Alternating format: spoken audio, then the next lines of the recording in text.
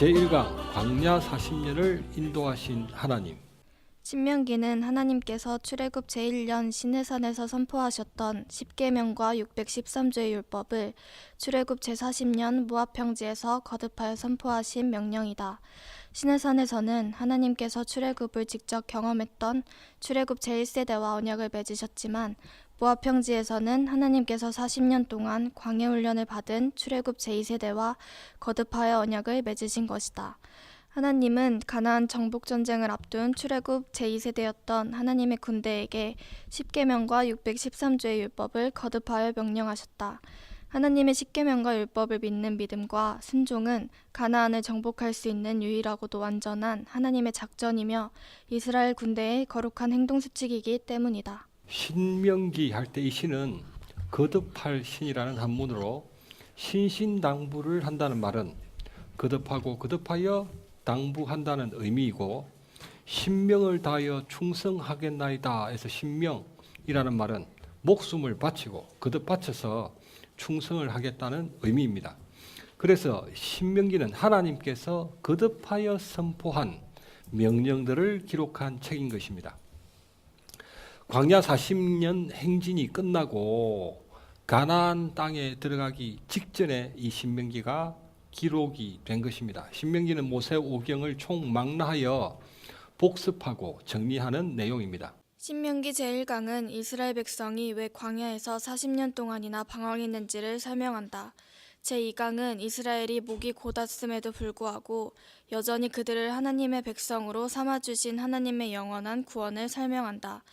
제3강은 모세오경 율법들이 어떻게 예수 그리스도를 계시하며 그 모든 율법이 어떻게 성취되어 완성되는지 아주 놀라운 말씀들을 설명한다.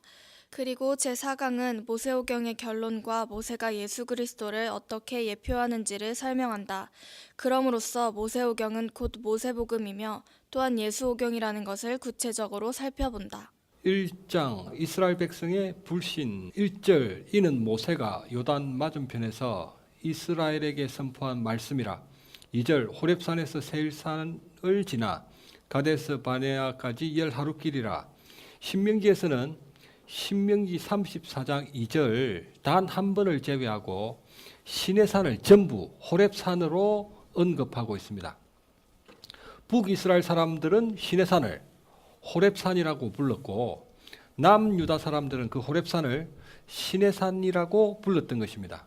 시내산 광야에서 가나안 남쪽 접경지 가데스 바네아까지 10하루길이었다는 것을 설명하고 있습니다. 3절 출애굽 제40년 11월 1일에 모세가 이스라엘에게 여호와께서 그들을 위하여 주신 명령을 다 알렸으나, 5절 모세가 요단 저쪽 모압 땅에서 이 율법을 설명하기 시작하였더라.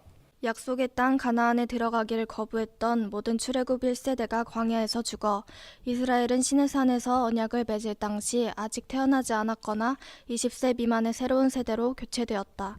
새롭게 교체된 출애굽 제2세대는 시내산에서 부모 세대들이 하나님과 맺었던 언약을 제대로 알지도 못했고 계명과 율법을 제대로 듣지도 못했다. 그랬기 때문에 하나님은 출애굽 제40년 11월 1일 모압 평지에서 거듭하여 그들과 직접 언약을 맺어주셨다. 5절 모세가 요단 저쪽 모압 땅에서 이 율법 설명하기를 시작하였다. 하나님의 명령을 거듭하여 설명하기 시작했던 것입니다. 6절 하나님께서 호렙산에서 우리에게 이르시기를 너희가 이 산에 거주한 지 오래니. 7절 방향을 돌려 행진하라.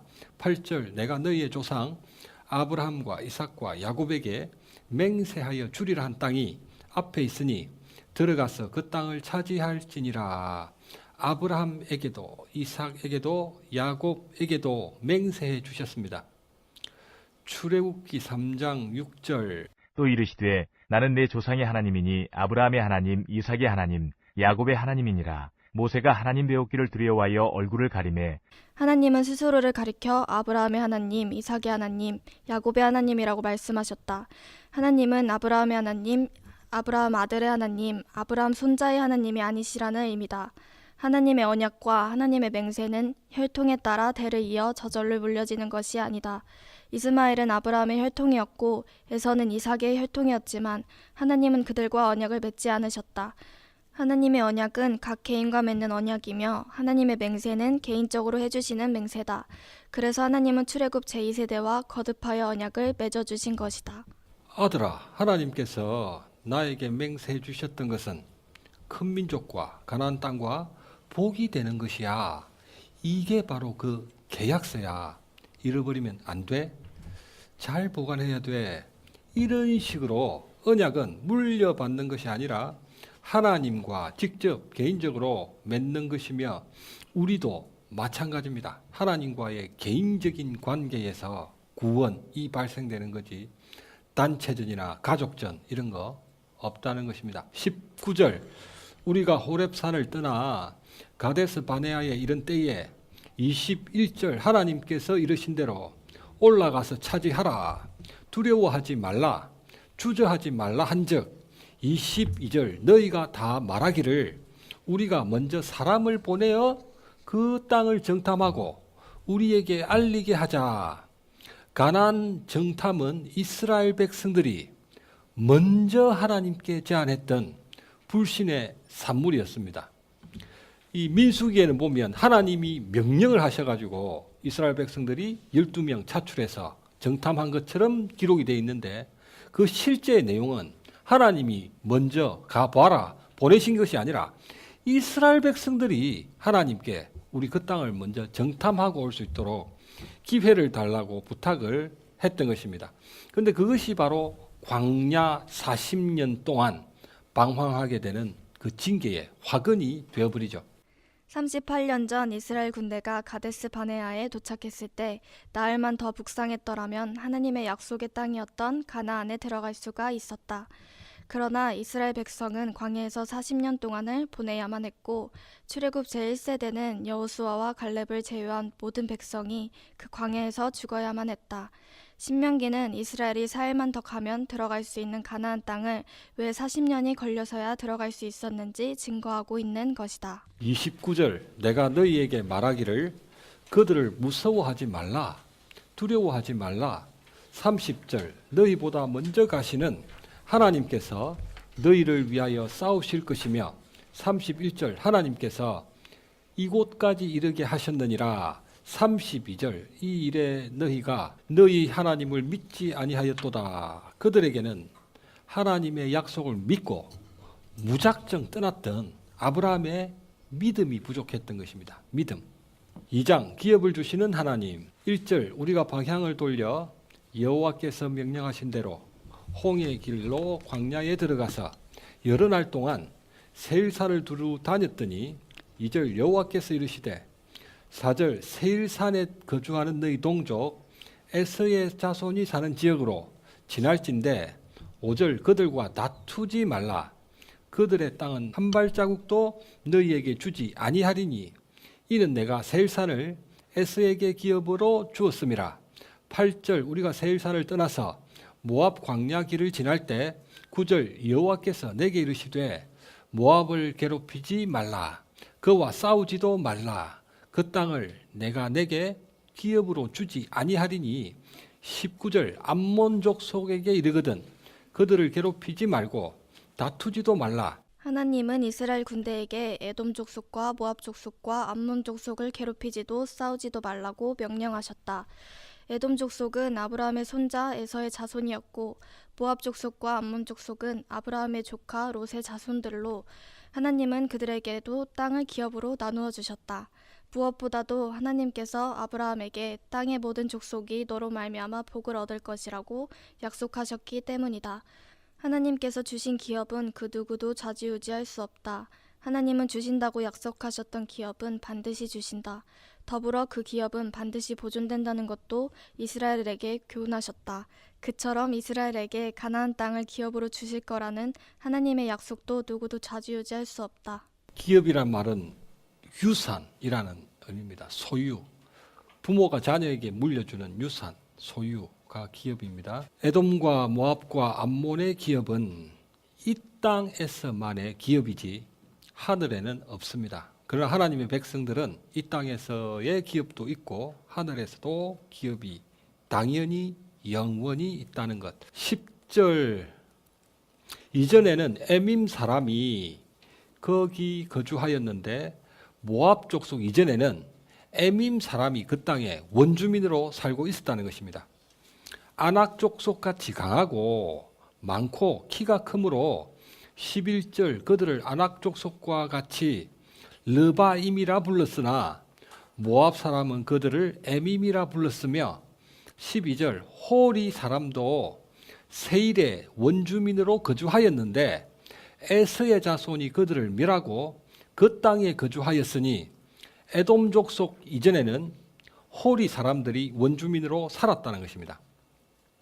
20절 이곳도 르바임의 땅이라 하였나니 전에 르바임이 거기 거주하였으며 21절 그 백성은 아낙 족속같이 강하고 많고 키가 컸으나 여호와께서 멸하셨으므로 암몬 족속이 대신하여 그 땅에 거주하였으니 암몬 족속 이전에는 르바임 족속이 그 땅에 원주민으로 살고 있었다는 것입니다.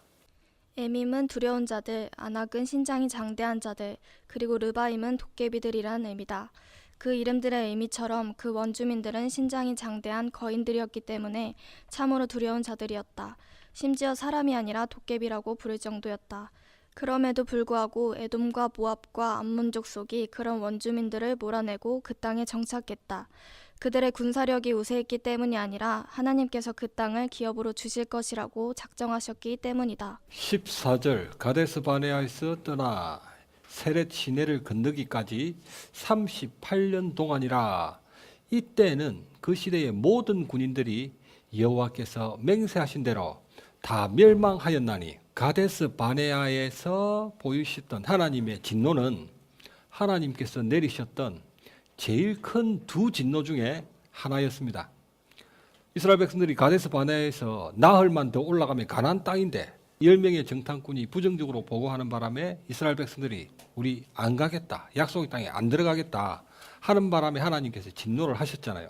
그런데 그 진노는 광야 40년 동안 내셨던 하나님의 제일 큰 두 진노 중에 하나였다는 것입니다. 하나는 출애굽 제1년 시내산 아래에서 금송아지를 우상 숭배했던 사건입니다. 아주 큰 진노. 하나님께서 뭐라고 하셨는지 출애굽기 32장 10절 그런즉 내가 하는 대로 두라. 내가 그들에게 진노하여 그들을 진멸하고 너를 큰 나라가 되게 하리라. 아멘. 이스라엘을 진멸해버리고 너를 큰 나라가 되게 하리라. 이스라엘을 버리겠다는 것입니다. 출애굽시키신 그 이스라엘을 그만큼 진노가 크셨던 거죠. 하나님 너무 화가 나가지고 이스라엘 버리겠다. 그럼 가데스 바네아에서는 뭐라고 하셨는가? 민수기 14장 2절 내가 전염병으로 그들을 쳐서 멸하고 네게 그들보다 크고 강한 나라를 이루게 하리라. 아멘. 두 사건에서 내려진 심판은 달랐습니다. 시내산에서는 우상 숭배의 주동자 3,000명이 도륙되어 죽었고 이 가데스 바네아에서는 이스라엘의 40년 광야 생활을 결정하셨습니다. 그러나 그 목적은 동일했습니다. 이스라엘을 멸하고 완전히 박살을 내버리고 버리고 모세로 새로운 나라를 세우시겠다는 것이었습니다. 시내산에서 선포된 하나님의 말씀은 믿음의 기준이 무엇인지 우리에게 보여주는 것입니다. 믿음의 기준은 자신의 생각이 아니라 내가 믿는 대로 되는 것이 아니라 오직 하나님의 말씀에만 있다는 것입니다. 모든 믿음의 기준은 말씀을 믿는 믿음이지 내가 원하는 그것을 강하게 믿는 그 믿음이 아니라는 것입니다. 가데스 바네아에서 선포된 하나님의 말씀은 믿음의 목표를 규정해 줍니다. 믿음의 목표는 이 땅이 아니라는 것입니다. 이 땅에서 잘 먹고 잘 사는 것, 오래 사는 것, 건강하게 사는 것, 자녀들 잘 되는 것, 물론 잘 돼야 됩니다. 그런데 그게 신앙생활의 목표가 돼서는 안 된다. 목표. 하나님 나라가 목표이어야 한다는 것입니다. 믿음의 기준은 하나님의 말씀이고 믿음의 목표는 하나님 나라이어야 한다는 것을 우리에게 교훈하고 있습니다. 그래서 하나님의 말씀대로 출애굽 1세대 가데스 바네아에서 가나안에 들어가기를 거부했던 출애굽 1세대가 모조리 죽은 후에 24절 너희는 행진하여 아르논 골짜기를 건너라 새로운 국면에 들어섰다는 것입니다. 내가 헤스본 왕 시혼과 그의 땅을 너에게 넘겼은즉 이제 더불어 싸워서 그 땅을 차지하라. 에돔과 모압과 암몬 족속들과는 달리 그 땅을 정복하라고 하셨습니다. 앞에서 에돔, 모압, 암몬은 손도 대지 마라, 다투지도 마라, 그 땅을 빼앗지도 말라 하셨는데 여기 와서는 이제 더불어 싸워서 그 땅을 차지하라, 전혀 다른 명령을 하셨다는 것입니다. 하나님께서 그들에게는 기업을 약속해 주신 적이 없기 때문입니다. 16절 가나안에 들어가기를 거부했던 출애굽 제1세대가 모조리 죽었기 때문에 출애굽 제2세대가 하나님의 약속을 믿고 순종하여 싸우면 땅을 기업으로 주신다는 것을 몸소 체험하게 하기 위해서 이런 명령을 내리신 것입니다. 25절 오늘부터 내가 천하 만민이 너를 무서워하며 너를 두려워하게 하리니 그들이 내 명성을 듣고 떨며 너로 말미암아 근심하리라. 24절 이제 더불어 싸워서 이제부터가 나왔습니다. 이제 더불어 싸워서 이제부터. 25절 오늘부터 어제까지는 행치 않으셨던 새로운 일이 이제부터 오늘부터 행하신다는 것입니다. 26절 내가 헤스본 왕에게 사자를 보내어 평화의 말로 이르기를 27절 나를 내 땅으로 통과하게 하라. 내가 큰 길로만 행하고 좌우로 치우치지 아니하리라. 29절 그리하면 요단을 건너서 하나님께서 우리에게 주시는 땅에 이르리라. 30절 헤스본 왕 시혼이 허락하지 아니하였으니 이는 내 하나님께서 그를 내 손에 넘기시려고 그의 성품을 완강하게 하셨고 그의 마음을 완고하게 하셨음이 오늘날과 같으니라. 31절 그때 여호와께서 이르시되 내가 이제 시온과 그의 땅을 내게 넘기노니 너는 이제부터 그의 땅을 차지하여 기업으로 삼으라. 32절 시혼이 그의 모든 백성을 거느리고 나와서 우리와 대적하여 싸울 때 33절 하나님께서 그를 우리에게 넘기심에 우리가 그와 그의 아들들과 그의 모든 백성들을 쳤고 34절 그의 모든 성읍을 점령하고 그의 각 성읍을 그 남녀와 유아와 함께 진멸하였고 36절 하나님께서 그 모든 땅을 우리에게 넘겨주심으로 모든 높은 성읍을 점령하지 못한 곳이 하나도 없었으나 37절 하나님께서 금하신 모든 곳은 가까이 하지 못하였느니라. 3장 이제부터 오늘부터 시작되는 주의 크심과 권능. 1절 우리가 바산으로 올라가매 바산 왕 옥이 모든 백성을 거느리고 나와서 우리를 대적하여 싸우고자 하느니라. 3절 우리 하나님께서 바산 왕 옥과 그의 백성을 우리 손에 넘기심에 우리가 그들을 쳐서 한 사람도 남기지 아니하였느니라. 하나님은 이스라엘에게 헤스본 왕 시온과 그 땅을 쳐서 정복하라고 명령하셨을 때를 기점으로 새로운 말씀을 하셨다. 이제부터 오늘부터라는 말씀이다. 이제부터 오늘부터 주의 크심과 주의 권능이 나타난다는 것이다. 주의 크심과 주의 권능은 이제 이전에도 있었고 어제까지도 있었다. 이집트에서 10가지 재앙을 내리셔서 출애굽을 했고 홍해를 가르셔서 마른 땅을 밟으며 건넜다. 굶주림을 해결해 주시기 위해 하늘에서 비같이 내리는 만나도 목마름을 해결해 주시기 위해 바위에서 솟아나는 생수도 더위를 막아주는 구름기둥도 추위를 막아주는 불기둥도 분명히 주의 크심과 주의 권능이었다. 이전과는 달리 새로운 주의 크심과 주의 권능이 나타난다는 것입니다. 2장 25절 그들로 하나님뿐만 아니라 이스라엘도 두려워하게 하는 새로운 주의 크심과 주의 권능이 드러나게 하신다는 것입니다. 여호와 하나님은 무서워하는데 이스라엘 백성들은 노숙자 비슷해가지고 아무도 안 무서워한다는 것입니다. 그러나 이제부터 출애굽 제1세대가 광야에서 모두 죽으리라 했잖아요. 여호수아와 갈렙 빼고 그 정말로 두 사람 빼고 다 죽었던 거예요. 그러니까 하나님께서 출애굽 제2세대에게 이제부터 다 죽었으니까 내가 너희들로 새 출발하겠다라고 하신 것입니다. 새로운 주의 크심과 주의 권능은 이스라엘로 이방 족속들을 진멸하게 하시고 그 땅을 정복하여 기업으로 삼게 하시는 것입니다. 주의 크심은 커도 너무 컸고 주의 권능은 나타나도 너무 나타났던 것입니다. 11절 르바임 족속의 남은 자는 바산 왕 옥분이었으며 그의 침상은 철 침상이라 그것을 사람의 보통 규빗으로 재면 그 길이가 9규빗이요 너비가 4규빗이라. 르바임 족속이 또 나왔습니다. 르바임 얼마나 도깨비들 같았고 아낙 얼마나 신장이 장대했으며 에밈 얼마나 두려운 자들이었을까. 이제부터 추적을 해보겠습니다. 민수기 13장 32절과 33절. 이스라엘 자손 앞에서 그 정탐한 땅을 악평하여 이르되 우리가 두루다니며 정탐한 땅은 그 거주민을 삼키는 땅이요 거기서 본 모든 백성은 신장이 장대한 자들이며 거기서 네피림 후손인 아낙 자손의 거인들을 보았나니 우리는 스스로 보기에도 메뚜기 같으니 그들이 보기에도 그와 같았을 것이니라. 아멘. 우리는 스스로 보기에도 메뚜기 같으니 그들이 보기에도 그와 같았을 것이니라. 아무리 무서워도 그렇지 심해도 너무 심한 과장을 하는 것이 아닌가. 사람이 메뚜기에 불과하다니. 네피림 후손 아낙 자손의 거인들이라고 했습니다. 얼마나 거인일까. 창세기 6장 2절부터 4절. 하나님의 아들들이 사람의 딸들의 아름다움을 보고 자기들이 좋아하는 모든 여자를 아내로 삼는지라. 여호와께서 이르시되 나의 영이 영원히 사람과 함께하지 아니하리니 이는 그들이 육신이 됨이라. 그러나 그들의 날은 120년이 되리라 하시니라.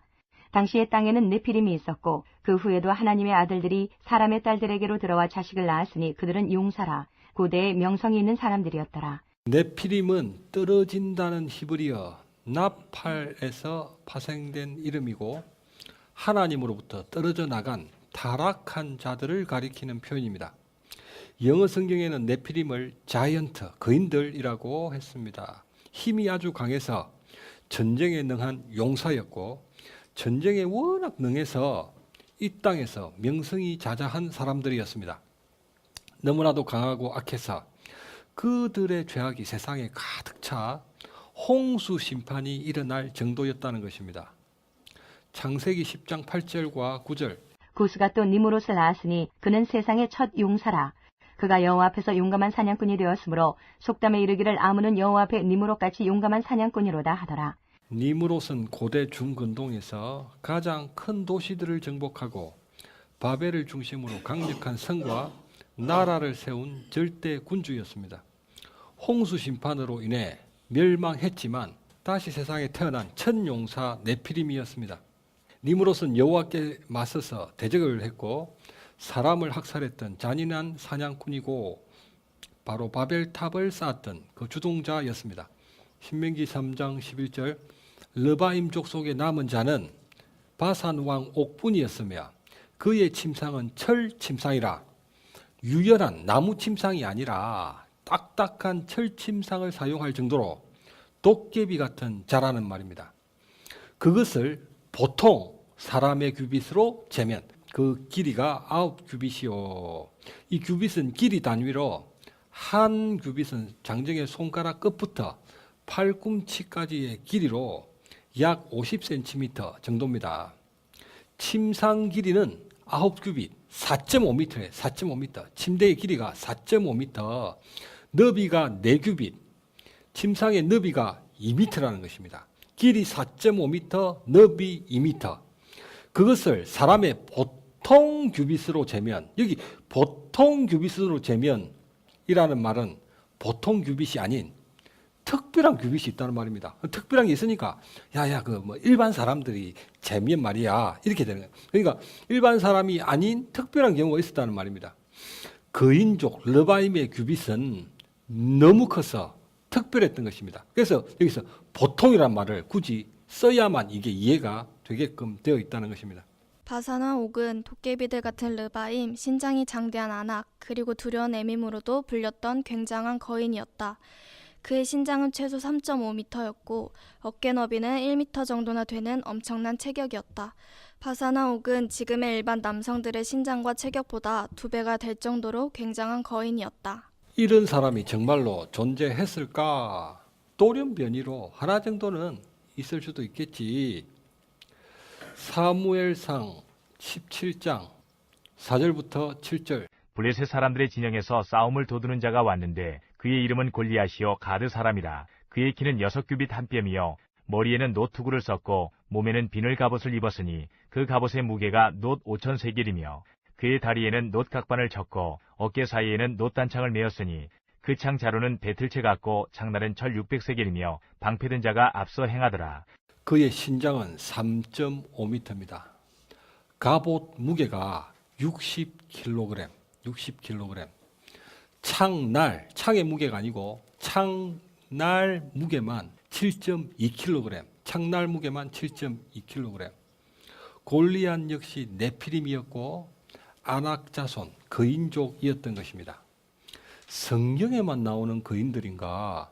현재 발견된 사람의 발자국 화석 중에 제일 큰 것은 길이가 380mm.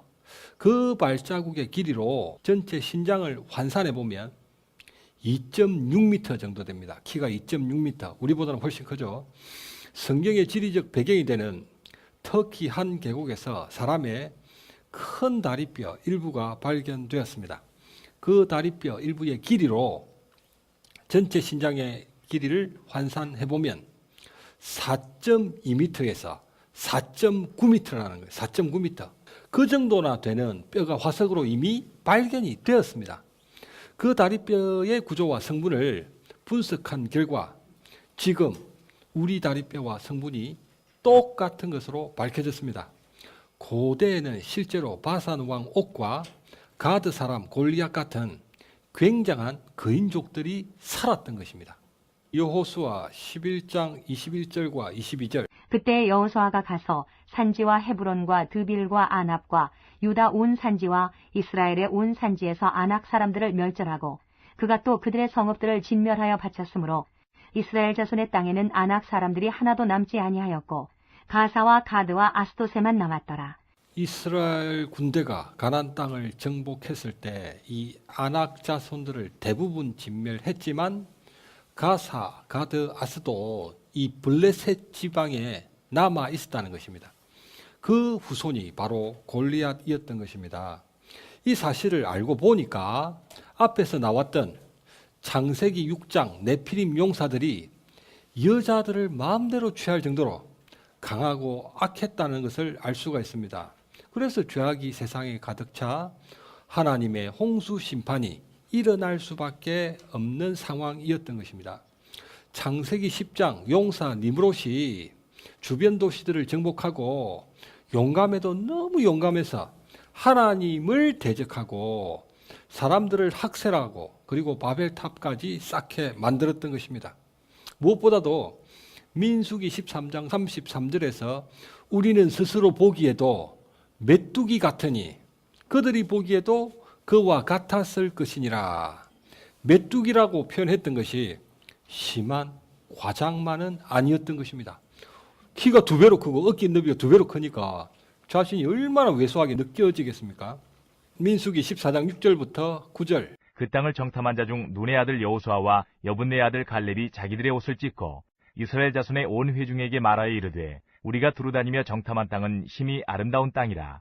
여호와께서 우리를 기뻐하시면 우리를 그 땅으로 인도하여 들이시고 그 땅을 우리에게 주시리라. 이는 과연 젖과 꿀이 흐르는 땅이니라. 다만 여호와를 거역하지는 말라. 또 그 땅 백성을 두려워하지 말라. 그들은 우리의 먹이라. 그들의 보호자는 그들에게서 떠났고 여호와는 우리와 함께 하시느니라. 그들을 두려워하지 말라 하나. 출애굽 제2년 가데스 바네아에서 가나안 땅을 정탐했던 12명의 정탐꾼들 중 부정적인 보고를 했던 10명은 자신들을 가리켜 메뚜기라고 했다. 에밈, 아낙, 르바임의 정체를 직접 확인했던 그들로서는 그렇게 말할 수밖에 없었다. 그들은 부정적인 보고를 한 것도 아니었고 과장이 심한 보고를 했던 것도 아니었다. 그 10명은 일반 백성들이 아니었다. 평균 5만이나 되는 각 지파에서 한 명씩 자출된 우수한 요원들이었다. 그들은 아주 상식적이고 지극히 정상적인 보고를 했던 것이다. 그럼에도 불구하고 정말 놀라지 않을 수 없는 것은 그 거인족들의 실체를 직접 확인하고도 여호수아와 갈렙이 믿음으로 했던 보고였다. 그들은 우리의 먹이라. 그들의 믿음은 너무나도 견고했던 것이다. 이스라엘 백성들보다 체구가 2배나 되는 아모리 왕 시혼의 족속과 바산 왕 옥의 족속을 정복해버렸던 것입니다. 체구가 2배나 큰데 이스라엘 백성들이 그들을 정복했다는 것입니다. 신명기 2장 24절 이제 더불어 싸워서 이제부터가 나왔고 25절 오늘부터가 나왔습니다. 이제부터 오늘부터 바로 이것을 두고 하신 말씀이었습니다. 그들보다 2배로 큰 거인들을 박살을 내게 하시겠다는 것입니다. 약속의 말씀을 믿고 싸우면 반드시 이길 수 있다는 것을 출애굽 제2세대들에게 이제부터 오늘부터 내가 보여주겠다라는 새로운 역사가 시작되었던 것입니다. 모세오경에서는 창세기 6장에서 네피림을 제일 먼저 언급했습니다. 그토록 크고 강했던 그들이 어떻게 되었다는 것을 창세기에서 보여주냐 하면은 하나님께서 홍수로 모조리 썰어버렸다. 창세기가 그것을 이야기하고 있는 것입니다. 네피림 하나님이 썰어버린다. 그것을 창세기 6장에서부터 이미 모세가 말하고 싶었던 것입니다. 이스라엘 백성들은 이미 이겨놓은 싸움을 하고 있다는 의미입니다. 네피림 내가 그 물로 다 썰어버렸다. 아낙 내가 얼마든지 너희들 이길 수 있게 하겠다. 그런 하나님의 마음이 담겨 있는 말씀이죠. 여호수아 24장 12절 내가 왕벌을 너희 앞에 보내어 그 아모리 족속의 2 왕을 너희 앞에서 쫓아내게 하였나니 너희의 칼이나 너희의 활로서 이같이 한 것이 아니며. 아멘. 출애굽기 23장 28절에 바로 이 왕벌이 약속이 되어 있습니다. 하나님께서 한 번 더 신명기 7장 21절에서도 또 내가 왕벌을 보내주겠다 약속을 해주신 것입니다. 2번이나 약속을 해주셨고 그 다음에 실제로도 이 왕벌 군대를 보내주신 거죠. 우리 지금 사무엘상 보는데 쥐떼 군대 나오죠. 암소 군대 나오죠. 또 여기 왕벌 군대도 나오는 것입니다. 독침 부대. 하나님은 만군의 여호와시거든. 세상 모든 군대를 통치하시는 하나님. 그런 식으로 요단강 동편 땅을 정복했던 것입니다. 신명기 1장 4절과 5절. 그때는 모세가 헤스본에 거주하는 아모리 왕 시온을 쳐 죽이고 에드레이에서 아스타롯에 거주하는 바산 왕 옥을 쳐 죽인 후라. 모세가 요단 저쪽 모압 땅에서 이 율법을 설명하기 시작하였더라. 출애굽 제40년 모세는 모압 평지에서 출애굽 제2세대에게 거듭하여 하나님의 율법을 선포했다. 바로 그 직전에 헤스본에 거주하는 아모리 왕 시온을 쳐 죽이고 바산 왕 옥을 쳐 죽였다. 하나님은 이스라엘 군대로 하여금 그들을 진멸한 후에 거듭하여 하나님의 율법을 듣게 하셨던 것이다. 하나님의 율법이 진리라는 분명한 증거를 그들에게 확인하게 하신 후에 모세로 하여금 하나님의 율법을 선포하게 하셨다. 하나님의 율법은 어떤 지혜로운 사람의 전략보다 뛰어난 하나님의 전략이기 때문이다. 2장 10절부터 시작되는 모압에 대한 서술은 괄호로 묶여져 있습니다. 괄호가 있다는 거예요. 2장 20절부터 시작되는 암몬에 대한 서술도 괄호가 되어 있습니다. 3장 9절에 헤르몬산에 대한 서술도 괄호가 되어 있고 3장 11절에 바산 왕 옥에 대한 서술도 3장 13절에 바산 땅에 대한 서술도 괄호로 묶여져 있습니다. 이 성경에서 괄호로 묶어놓은 이 내용은 원래 원본에는 없는 내용이라는 뜻입니다. 원본에는 없지만은 후대의 사람들이 이 본문에 이런 설명을 첨가해 놓으면 더 이해가 잘 될 텐데 라는 부분을 이해하기 쉽게 하거나 강조하기 위해서 후대의 사람들이 첨가했다는 뜻입니다. 괄호는.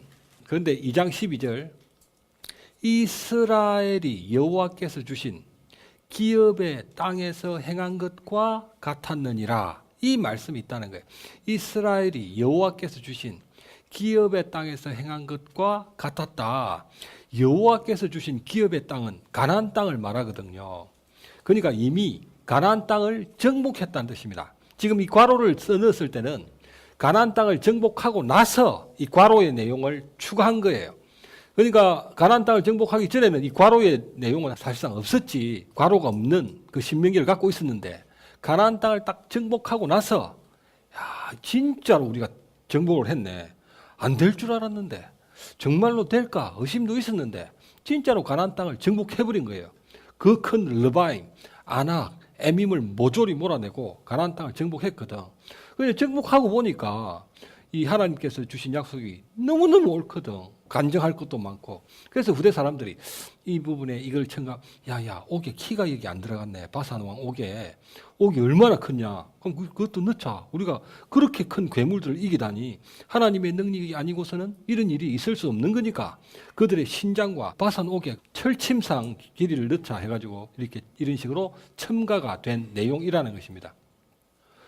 언약은 반드시 이루어진다는 것을 후손들에게 강조하기 위해서 언약은 반드시 이루어진다. 하나님의 언약은 반드시 이루어진다. 그 대적이 4m든 8m든 하나님이 주시겠다고 하신 땅은 반드시 주신다라는 것을 강조하기 위해서 이 괄호로 묶어놓은 부분을 첨가했던 것입니다. 3장 23절 그때에 내가 여호와께 간구하기를 24절 주 여호와여 주의 크심과 주의 권능을 주의 종에게 나타내시기를 이제부터 오늘부터 시작하셨사오니 천지간에 어떤 신이 주의 큰 능력으로 행하신 이 같은 일을 행할 수 있으리까.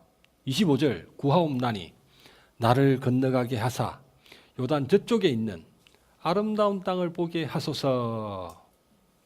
27절 너는 비스가산 꼭대기에 올라가서 눈을 들어 동서남북을 바라고 그 땅을 바라보라. 너는 이 요단을 건너지 못할 것임이라. 히브리어 성경에는 보면 모세가 한 번 간구한 것이 아니라 지속적으로 여러 번 간구를 했다는 것입니다. 하나님 제발 저를 가나안 땅에 들어가게 하옵소서. 그런데 모세가 하나님이 저 반석을 가리켜 물을 내라. 반석을 가리켜 물을 내라 했는데 모세가 이스라엘 백성들 하는 짓이 얼마나 밉상이든지 열받아가지고 지팡이로 반석을 2번 땅 쳐버렸잖아요. 그래가지고 그때 그 죄로 인해서 하나님이 너도 가나안 땅에 못 들어간다 했던 거죠. 근데 모세로서는 너무너무 마음이 아픈 거죠. 하나님 앞에 120년 동안이나 충성하고 봉사하고 헌신하고 이스라엘 백성들한테 뜯기고 했는데 그것도 출애굽 제 40년에 그런 일이 일어나고 만다는 것입니다. 그래서 모세가 여러 번 간구했지만 하나님은 안 된다라고 딱 끊어버리셨죠. 출애굽 제40년 가데스 바네아에서 모세는 하나님의 말씀을 믿지도 않았고 이스라엘 자손의 목전에서 하나님의 거룩함도 나타내지 않았다. 하나님은 반석에게 명령하여 물이 나게 하라고 말씀하셨지만 모세는 그 말씀을 믿지 못해 지팡이로 2번이나 내려치고 말았다. 반석에서 물이 나게 하는 것은 하나님이신데 모세는 자신이 낸다는 듯이 이스라엘 백성들에게 혈기를 부렸다.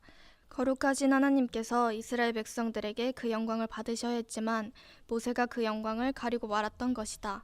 그것이 화근이 되어 그는 가나안에 들어갈 수 없다는 하나님의 청천벽력과도 같은 선고를 받았다. 120년을 고생했습니다. 낳아주신 부모와 생이별을 하고 40년 동안 이집트 공주 합셉수트의 양자로 자랐습니다.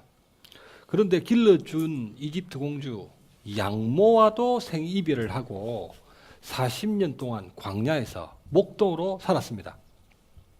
그리고 40년 동안 이스라엘을 이끌고 그 광야를 견뎠음에도 가나안 땅에 들어가지 못한다는 이런 선고를 받고 말았습니다. 26절 내게 이르시기를 그만해도 족하니 여호와께서 이르시기를 그만해도 족하니 이 일로 다시 내게 말하지 말라. 하나님의 은혜는 모세에게 족했다. 하나님은 자신에게서 육체의 가시를 떠나가게 해달라고 3번이나 간구했던 바울 사도에게도 마찬가지셨다. 내 은혜가 내게 족하도다. 이는 내 능력이 약한 데서 온전하여 짐이라. 구약 성경에서 영적인 거목으로 모세를 꼽는다면 신약에서는 단연 사도 바울이죠. 둘은 모두 결정적인 간구. 모세는 가나안 땅에 제발 들어가게 해달라고 하나님 앞에 강구했죠. 사도 바울은 남을 위해서 손 얹고 기도하면 병이 낫고 죽은 사람이 살아나는데 정작 자기 병은 안 낫는 거예요. 그래서 하나님께 3번 강구를 했죠. 그러나 그들의 강구에도 불구하고 그들이 원하는 응답을 하나님께 받지 못했습니다. 그러나 그들은 하나님의 족한, 충분한, 만족스러운 은혜를 입었습니다. 모세는 모세 오경을 기록했습니다. 대역작이죠, 대작. 바울 사도는 서신 13권을 기록했습니다. 출애굽기 32장 32절. 그러나 이제 그들의 죄를 사하시옵소서. 그렇지 아니하시오면 원하건대 주께서 기록하신 책에서 내 이름을 지워버려 주옵소서. 아멘. 로마서 9장 3절. 나의 형제 곧 고륙의 친척을 위하여 내 자신이 저주를 받아 그리스도에게서 끊어질지라도 원하는 바로라. 아멘. 참 구약의 거목이나 신약의 거목이나 거목은 거목입니다. 이 두 사람은 공히 자기 민족의 구원을 위해 목숨을 내놓은 사람들입니다. 그들은 모든 인류의 죄악을 십자가로 대속하실 주님의 마음을 품었던 하나님의 놀라운 일꾼들이었습니다. 26절 여호와께서 너희 때문에 내게 진노하사 내 말을 듣지 아니하시고 내게 이르시기를 이 일로 다시는 내게 말하지 말라. 모세는 하나님의 진노를 받아 약속의 땅 가나안에 들어가지 못하게 되었다. 그런데 그는 그 이유가 이스라엘 백성으로 인한 것이라고 말했다. 그 사건이 아니더라도 그는 날 때부터 죄인으로 태어났기 때문에 하나님의 은혜가 아니고서는 도무지 가나안에 들어갈 수가 없다. 모세는 왜 그렇게 말했던 것일까? 스스로 죄를 인정하지 않고 남 탓이라도 했던 것일까? 그 궁극적인 이유는 죄인들로 인해 하나님의 진노를 받아 십자가에서 못 박혀 죽으셔야만 하는 대속자 예수 그리스도를 드러내기 위해서다. 아버지 하나님께 철저하게 외면당하시고 버림받으시는 독생자 예수 그리스도를 드러내야 하기 때문이다. 4장 언약의 백성 이스라엘 1절 이스라엘아 이제 내가 너희에게 가르치는 규례와 법도를 준행하라. 그리하면 너희가 살 것이요 하나님께서 너희에게 주시는 땅에 들어가서 그것을 얻게 되리라.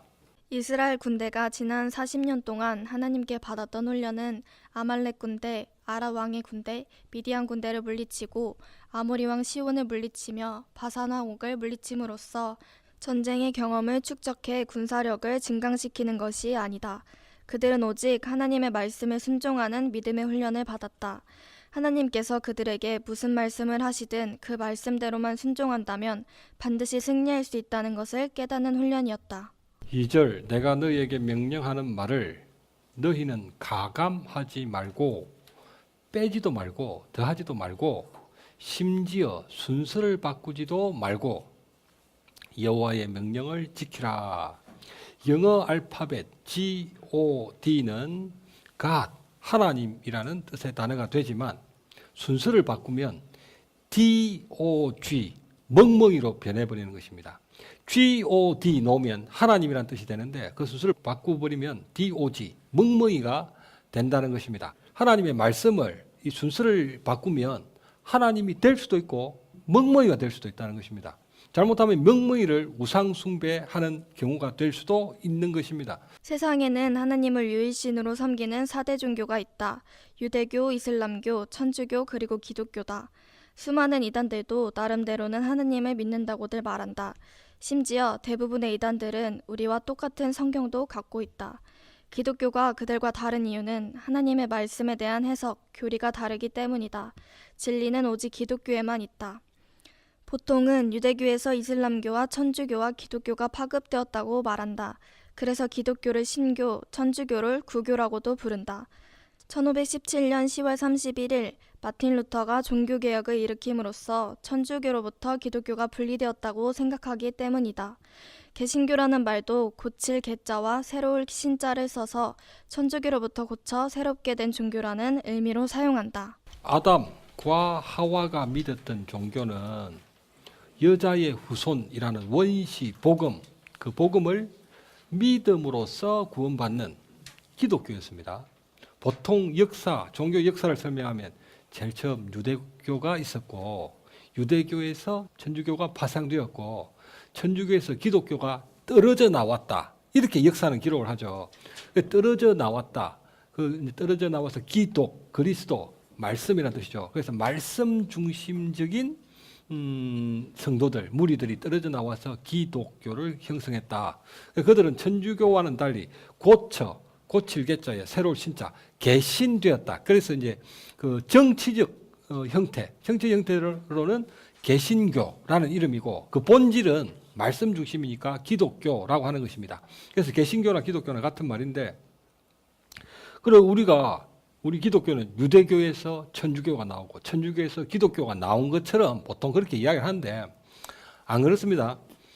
이 세상 최초의 종교는 기독교입니다. 최초의 종교는 기독교. 여자의 후손이라는 원시복음을 믿음으로써 오직 말씀을 믿음으로만 구원받는 종교를 아담과 하와는 믿었던 것입니다. 그래서 기독교가 최초의 종교이고 유일한 종교였습니다. 이 세상 유일한 종교가 기독교였는데, 그런데 역사가 흘러갑니다. 역사가 쭉 흘러가면서 거기서 유대교가 뚝 떨어져 나가는 것입니다. 유대교가 왜 떨어져 나갔느냐? 왜 기독교 안에서 유대교가 생겼느냐? 그들은 성경 66권을 거부하고 구약 성경 39권만 하나님의 말씀으로 믿기로 작정해버린 것입니다. 신약 27권, 우리는 성경이라고 생각 안 한다. 39권만 성경이다. 그래가지고 우리 기독교 내에서 39권만 받아들이겠다는 무리들이 떨어져 나갔는데 그 사람들이 유대교라, 유대교. 그리고 또 역사가 흘러갑니다. 역사가 흘러가는데 또 그 기독교에서 천주교도 분리돼 나가는 것입니다. 주후 90년경 이 유대교 신학자들이 얌리아 회의에서 구약 성경을 39권으로 확정을 했습니다. 39권. 그전에는 성경이라는 이름으로 떠돌아다니는 책이 39권보다 훨씬 많죠. 훨씬. 그런데 이제 이 유대교 학자들이 안 되겠다. 이거 뭐 말도 안 되는 걸 가지고 성경이라는 이름을 붙이니까 정말 하나님의 말씀이 기록된 것을 선별하자. 해가지고 주후 90년경 구약 성경을 39권으로 확정을 한다는 것입니다. 그 확정을 하면서 이 39권에서 빼도 안 되고 구약 성경을 더해도 안 되고 바꿔서도 안 된다라는 것을 결의를 했습니다. 그런데 천주교는 구약 성경과 신약 성경 전체 66권이죠. 그 66권을 거부하고 구약에다가 외경 7권을 더해버린 거예요. 더해버린 거. 73권을 하나님의 말씀이라고 믿기로 작정해버렸던 것입니다. 유대교는 66권 중에 39권만 믿겠다 해가지고 우리 66권 기독교하고 다르니까 떨어져 나갔고 또 기독교가 흘러내려오는데 천주교는 우린 66권으로 모자란다. 7권 더 보탤란다 해가지고 73권짜리 성경을 받아들이겠다면서 기독교에서 천주교가 또 떨어져 나간 것입니다. 이슬람교도 마찬가지다. 그들은 대부분의 구약 성경을 포함하는 코란을 경전으로 삼는다. 코란의 꽃으로도 사람을 때리지 말라는 말은 널리 알려지기도 했다. 그러나 코란은 이삭과 이스마엘의 이름을 모조리 뒤바꾸어 놓았기에 경전이라고 할 것도 없다. 이삭 이름 자리에 이스마엘을, 이스마엘 자리에 이삭을 모조리 바꾸어 기록했다. 이슬람 교도들은 모두 이스마엘의 후손들이기 때문이다. 유대교는 성경 66권 하나님의 말씀에서 신약 성경 27권을 빼버렸습니다. 자기들이 보기 싫다고. 천주교는 하나님의 말씀 성경 66권에서 부족하다면서 66권은 부족하다 하면서 외경 7권을 더해버린 것입니다.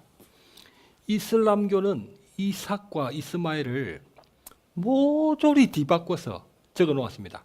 그러니까 그 모리아산에서 아브라함이 번제로 들라고 꽁꽁 묶어가지고 칼로 딱 내리치잖아요. 그런데 그게 이삭이 아니라 이스마엘이라고 코란에는 기록이 되어져 있습니다.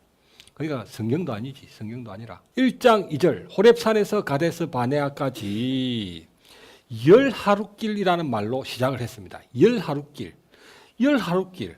나흘만 더 북상하면 가나안 땅.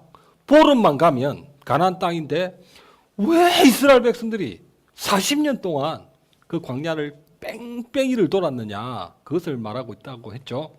1강, 신명기 1강은 40년 동안 있었던 일을 회고하는 내용이거든요. 그 맺은말에서 4장 1절 사실은 그러므로 라는 첫 단어가 생략이 되어 있습니다. 우리말 성경에는 생략이 되었지만 히브리 성경에는 그러므로가 있습니다. 그러므로. 그러므로는 무슨 의미인가? 보름이면 좋기 가나안 땅에 들어갈 수 있었음에도 40년이나 걸렸던 이유를 말하고 있는 거죠. 출애굽 1세대가 하나님의 약속을 불신하고 가나안 땅을 정복하라는 하나님의 명령에 불순종하여 40년이나 걸렸으므로 보름이면 들어갈 수 있는 땅인데 하나님의 약속을 불신하고 들어가라는 하나님의 명령을 불순종하여 40년 동안이나 광야에서 방황했으므로 그러므로 했으므로 라는 의미인 것입니다. 그러므로 4장 1절 규례와 법도를 듣고 준행하라. 그리하면 너희가 살 것이요. 2절 너희에게 명령하는 말을 너희는 가감하지 말라. 유대교처럼 빼지도 말고 천주교처럼 더하지도 말고 이슬람교처럼 바꾸지도 말라는 것입니다. 여호와의 명령을 지켜라. 3절 여호와께서 바알보올에 행하신 바를 눈으로 보았거니와 엄중한 경고도 빠뜨리지 않았다. 모세는 이스라엘에게 여호와께서 바알보올의 일로 말미암아 행하신 바를 말했다. 복술자 발람의 꾀에 속아 음행과 우상숭배를 자행한 2만 4천 명이 연병에 목숨을 잃은 이야기도 언급했다. 그들은 음행하여 간음하지 말라는 10계명 중 제7계명을 범하고 우상을 숭배하여 우상을 만들지도 절하지도 섬기지도 말라는 제2계명을 범해 멸망당했다. 하나님의 언약에 거하지 아니하면 반드시 심판을 당한다. 멸망을 면할 수 없다는 역사적 교훈을 잊지 말라는 엄중한 경고를 한 것입니다. 말씀을 믿고 말씀을 지키면 살고 말씀을 믿지 않고 말씀을 지키지 않으면 모조리 가데스 바네아에서 딱 두 사람 빼고 가나안 땅에 아무도 못 들어간다. 정말로 모세도 못 들어가 버렸죠.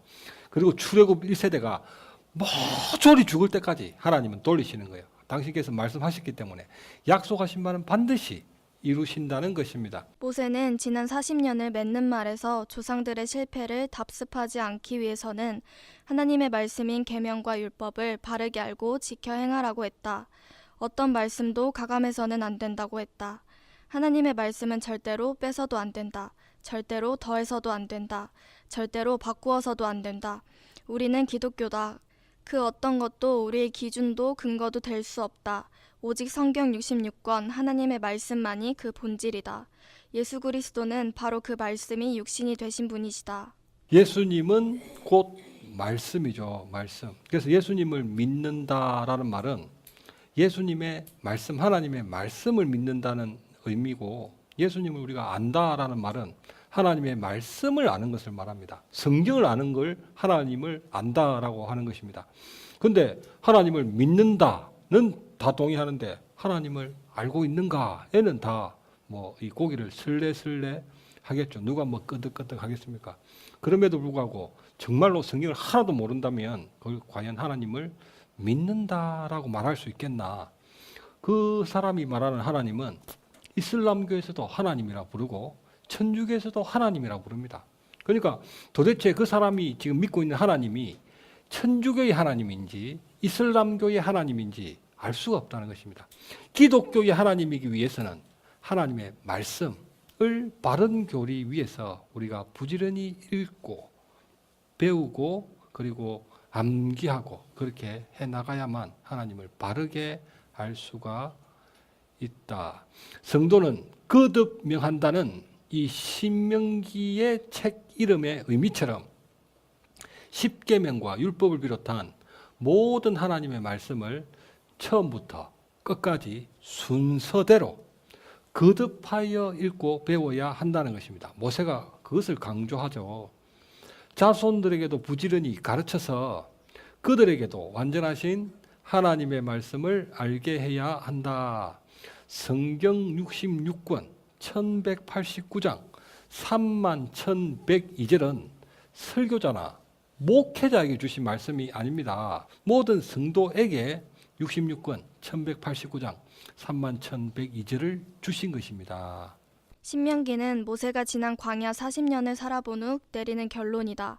세상은 하나님의 계명과 율법대로 결정된다는 것을 몸소 체험하며 깨달았던 진리다. 뿐만 아니라 그의 120년 삶의 마지막 유언이기도 했다. 그 거룩한 진리를 모세가 이제 2달 후면 가나안 땅에 들어가 정복전쟁을 해야 하는 출애굽 제2세대에게 하나님의 명령을 선포했던 것이다. 이스라엘의 가나안 정복은 오직 하나님의 언약에 달려있기 때문이다. 모세는 지난 40년 광야 회고에 결론을 내립니다. 결론. 6절 너희는 지켜 행하라. 9절 스스로 삼가며 마음을 힘써 지키고 잊어버리지 말고 아들들과 손자들에게 알게 하라. 매즘. 이스라엘 군대는 지난 40년 동안 모든 것이 부족하다고 생각했다. 그래서 하나님과 모세에게 불평을 하고 원망을 늘어놓았다. 그러나 하나님은 그들이 하는 모든 일에 복을 주셨고 그 40년 동안을 함께 하셨기 때문에 이스라엘 백성에게 부족함이 없다라고 말씀하셨다. 이스라엘 백성이 부족하다고 생각했던 것은 도대체 무엇이며 하나님께서 부족함이 없다고 말씀하셨던 것은 도대체 무엇일까? 이스라엘 백성이 광야에서 부족하다고 염려했던 일들로 말미암아 광야에서 죽은 사람은 단 한 사람도 없다. 우리는 이를 기억하고 오직 믿음으로 하나님의 언약으로 돌아가 부족함이 없는 하나님의 은혜를 누리는 언약의 백성이 되자. 아멘.